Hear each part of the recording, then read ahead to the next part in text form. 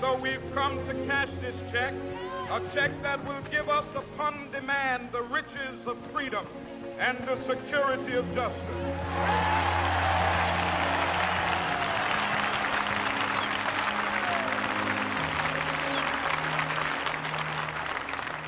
We have also come to this hallowed spot to remind America of the fierce urgency of now. This is no time to engage in the luxury of cooling off or to take the tranquilizing drug of gradualism.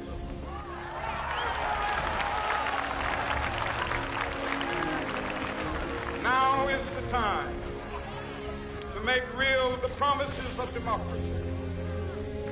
Now is the time to rise from the dark and desolate valley of segregation to the sunlit path of racial justice. Now is the time to lift our nation from the quicksands of racial injustice to the solid rock of brotherhood. Now is the time to make justice a reality for all of God's children. It would be fatal for the nation to overlook the urgency of the moment. This sweltering summit of the Negro's legitimate discontent will not pass until there is an invigorating autumn of freedom and equality. 1963 is not an end, but a beginning. Those who hope that the Negro needed to blow off steam and will now be content will have a rude awakening if the nation returns to business as usual.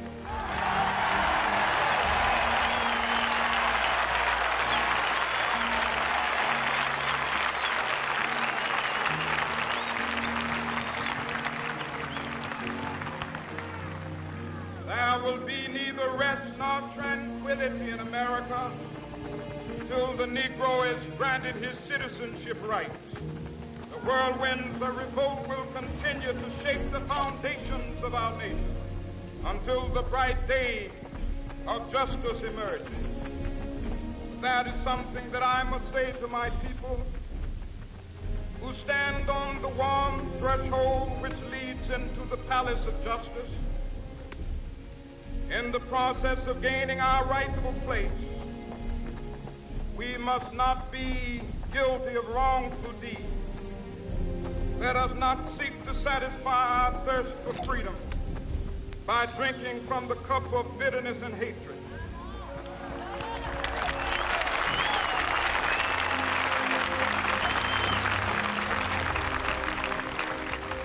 We must forever conduct our struggle on the high plane of dignity and discipline.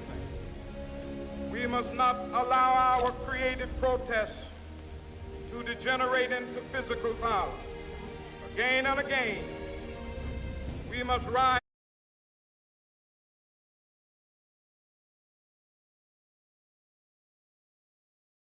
new militancy which has engulfed the Negro community must not lead us to a distrust of all white people.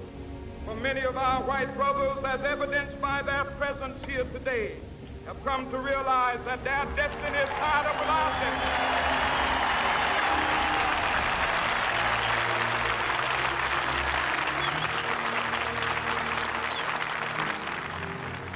They have come to realize that their freedom is inextricably bound to our freedom. We cannot walk alone. As we walk,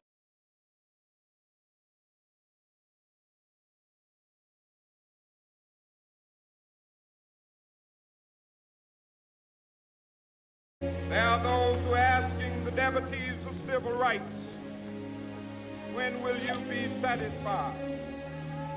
We can never be satisfied as long as the Negro is the victim of the unspeakable horrors of police brutality.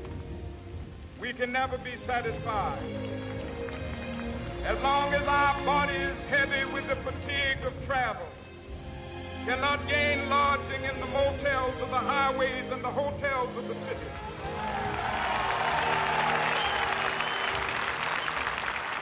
We cannot be satisfied as long as the Negro's basic mobility is from a smaller ghetto to a larger one.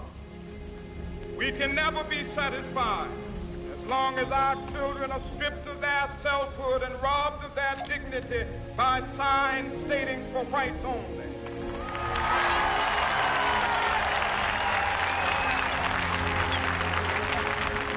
We cannot be satisfied as long as a Negro in Mississippi cannot vote and a Negro in New York believes he has nothing for which to vote.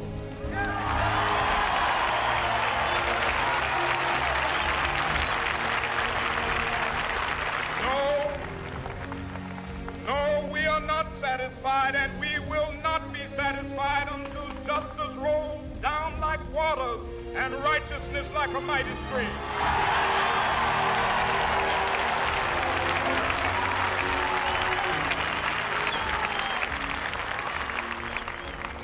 I am not unmindful that some of you have come here out of great trials and tribulations,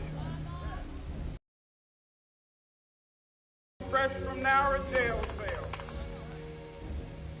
Some of you have come from areas where your quest for freedom left you battered by the storms of persecution, staggered by the winds of police brutality. You have been the veterans of creative suffering. Continue to work with the faith that unearned suffering is redemptive.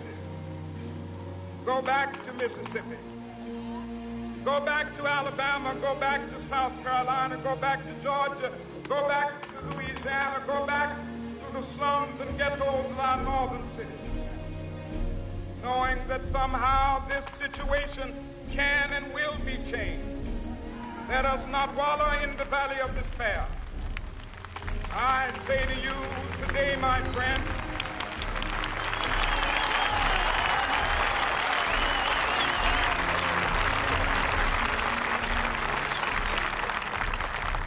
so even though we face the difficulties of today and tomorrow, I still have a dream. It is a dream deeply rooted in the American dream. I have a dream that one day this nation will rise up, live out the true meaning of its creed. We hold these truths to be self-evident, that all men are created equal.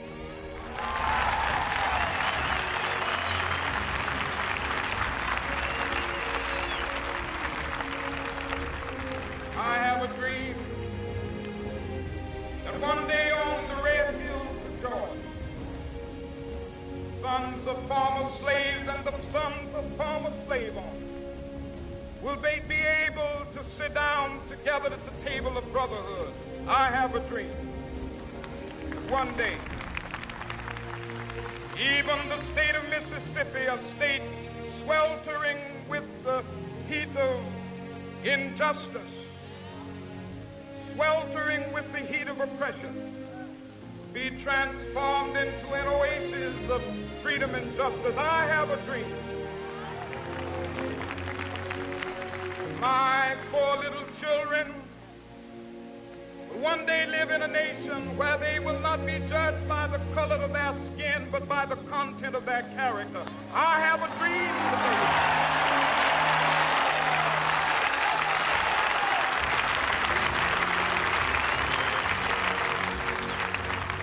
I have a dream that one day down in Alabama, with its vicious racists, with its governor having his lips dripping with the words of interposition and nullification, one day right there in Alabama, little black boys and black girls will be able to join hands with little white boys and white girls as sisters and brothers. I have a dream today.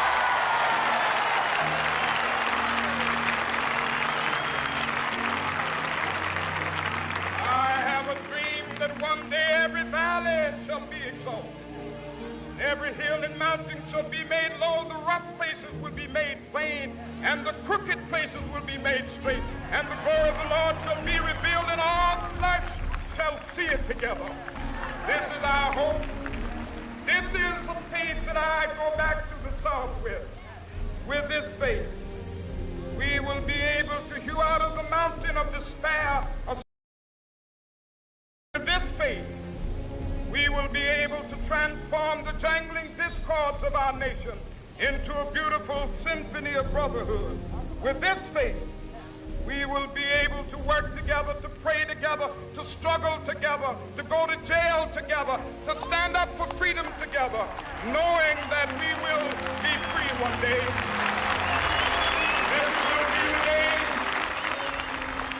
This will be the day when all of God's children be able to sing with new meaning, "My country, 'tis of thee.